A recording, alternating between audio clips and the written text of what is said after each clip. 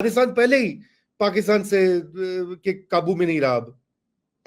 میں سمجھتی ہوں جی کہ یہ والا مسئلہ مجھے اتنا نہیں لگ رہا، لیکن یہ ہے کہ پاکستان کے لیے بہت سارے مسائل ہوں گے. ہاں ہمارے یہاں یہ 21 سے 22% ہماری پاپولیشن شیعہ ہے.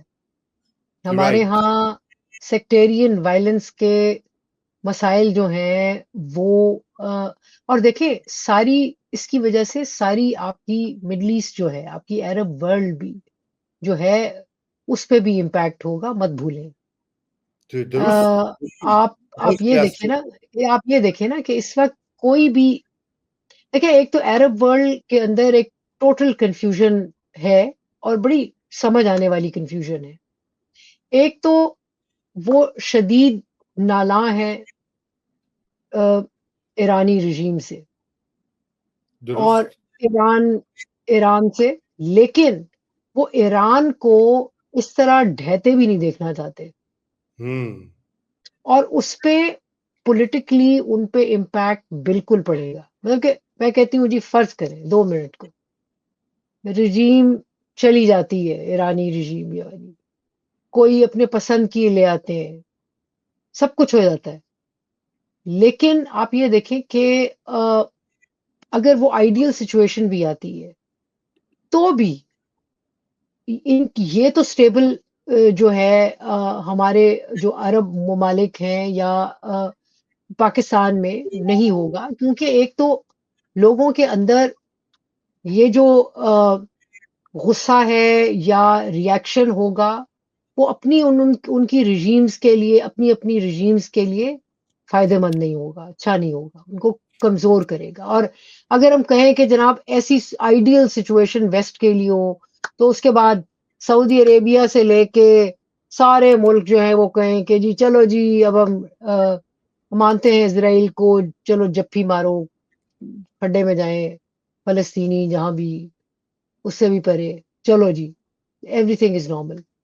پوائنٹ از کہ everything will not be normal. Absolutely تو ایبسلیوٹلی. نہ عرب ورلڈ وہ رسک لے سکے گا، مزید ان کے لیے مسئلہ ہو جائے گا. اور نہ ہی ہم تو بالکل بھی نہیں وہ کر سکیں گے. مشرف کی گورنمنٹ کے دوران ہم نے کوشش کی تھی اسرائیل سے گفتگو کرنے کی، مطلب کہ شارٹ آف کے ہم انہیں ریکگنائز کریں. ہم نے اپنا خورشید قصوری صاحب کو بھی بھیجا تھا، ٹرکی بھیجا تھا تاکہ جائیں بات کر کے آئیں، اور ایک سٹیٹمنٹ بھی پریس نے ایشو پھر کیا تھا. لیکن آپ دیکھیں کہ اس وقت بھی ان سے ہاتھ ملا آئے تھے کہ اچھا بھائی بات شات کرتے رہیں گے، لیکن ریکگنیشن نہیں ہم کر سکتے.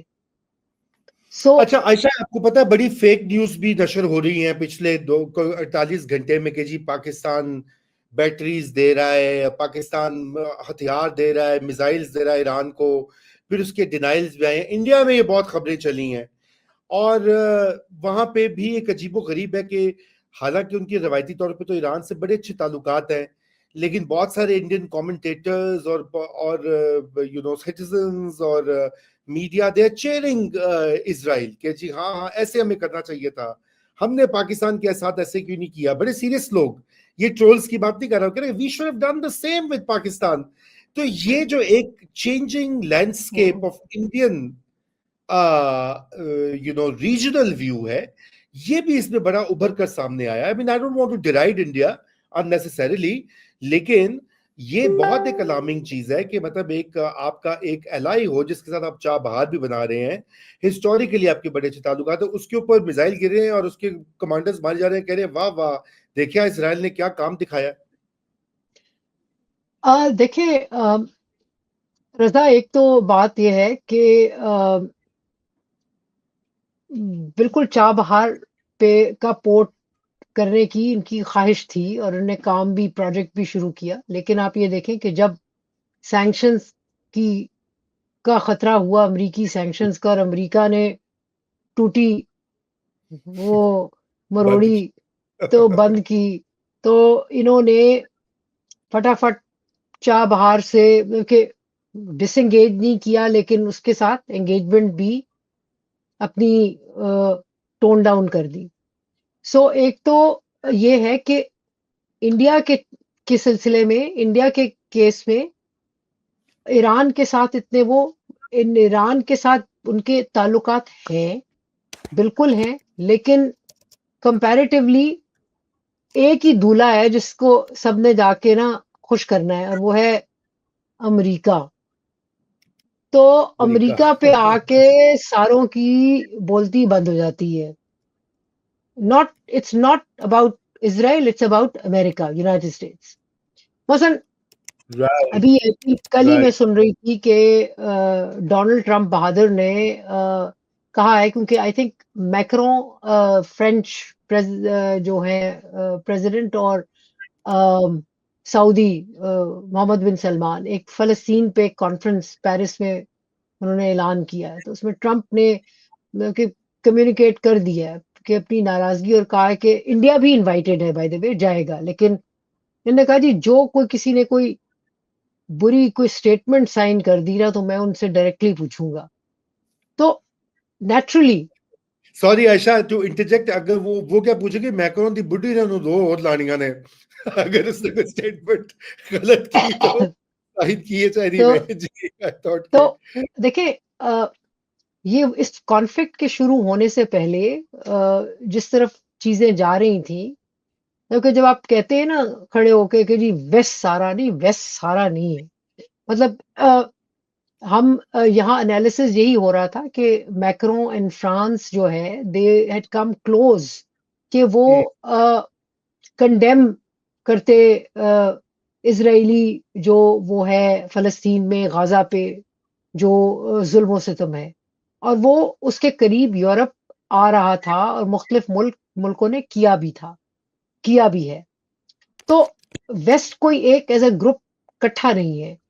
امریکہ جو ہے اس میں ظاہر ہے انٹرسٹ ہے، اور میں سمجھتی ہوں کہ ایک طرح سے ٹرمپ پھنسا بھی ہوا ہے. ٹرمپ جو ہے وہ چاہے گا کہ کوئی اور اب رول پلے کرے، کیونکہ وہ اپنے جو اپنی پالیٹکس ہے اس کی وجہ سے وہ بہت زیادہ کوئی ایسی لے نہیں سکتا پوزیشن اسرائیل کے کیس میں. سو ایک تو بٹ واپس جو گفتگو کرتے ہیں وہ یہ ہے کہ ایک تو انڈیا امریکہ کا وہ ہے، دوسرا یہ ہے کہ یس انسپریشن اسرائیل جو ہے وہ بہت بڑی ہے، جس کی وجہ سے بہت سارے ان کے جو چند ڈھنگ کے رہ گئے ہیں جرنلسٹ اینالسٹ، انہوں نے پہلگام کے بعد بھی لکھا تھا کہ India is no Israel and Pakistan is no Gaza. So and I think کہ ایک ریئلائزیشن ہے نا اس قسم کی، جو دیکھیں نا خواب لینے سے تو کوئی کسی کو روک نہیں سکتا نا کہ ہم بھی یہ تیر جا کے مار سکتے ہیں. they would want to. and yes there is a strategic problem کہ اگر فرض کریں رژیم چینج ہو جاتی ہے اس باہر کے ملٹری پریشر کی وجہ سے، تو آپ دیکھیں پاکستان کو چھوڑیں، پورا مڈل ایسٹ آپ دیکھیں نا انسٹیبلٹی میں، کہ کوئی رژیم آپ کو کہیں پسند نہیں آئی، آپ تھرو پریشر اس کی چینج کر سکتے ہیں. تو پولیٹیکل جیو پولیٹیکل کیا پولیٹیکل ڈائنامکس جو ہیں اس سارے خطے کے وہ بہت انسٹیبل ہو جائیں گے. بالکل.